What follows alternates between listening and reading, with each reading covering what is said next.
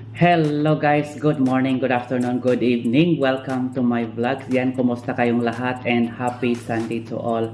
Yes, so for today's vlog, pupunta daw kami sa labas kasi dadalhin daw kami nitong anak ni Lola sa shopping mall at doon kami daw magla-lunch for today. So pupunta daw kami sa isang restaurant na ng pangalan ay Dali Dim Sum. Pero ito ay halal food. So matry nga natin itong halal food na ito na walang pork. At syempre first time ko din ito.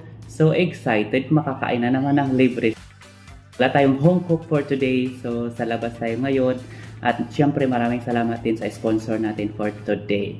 Yeah, so samahan niyo ulit ako at punta tayo doon sa may restaurant na ang pangalan ay Dali Dim Sum Restaurant. Malapit lang naman dito, mga 3 minutes drive. Yeah. Ito ang kagandahan dito sa bago naming tirahan ngayon kasi bago kaming lipat dito, mas malapit ang shopping mall dito. Pero bihira naman akong lumabas, so ito na yung pagkakataon na makakalabas kami for today. Yeah, so samahan nyo ako or samahan nyo kami at doon tayo kakain sa labas. Yeah, so let's go! At syempre, kung bago ka pa lang dito sa channel na to at kung hindi ka pa nakapag-subscribe, ayan, pakipindot na rin yung subscribe button down below para naman every time. At syempre, pindutin din yung bell button para naman ma-notify kayo every time na mag-upload ako ng bagong videos. Yeah, so maraming salamat sa inyong lahat and God bless to all. Let's go!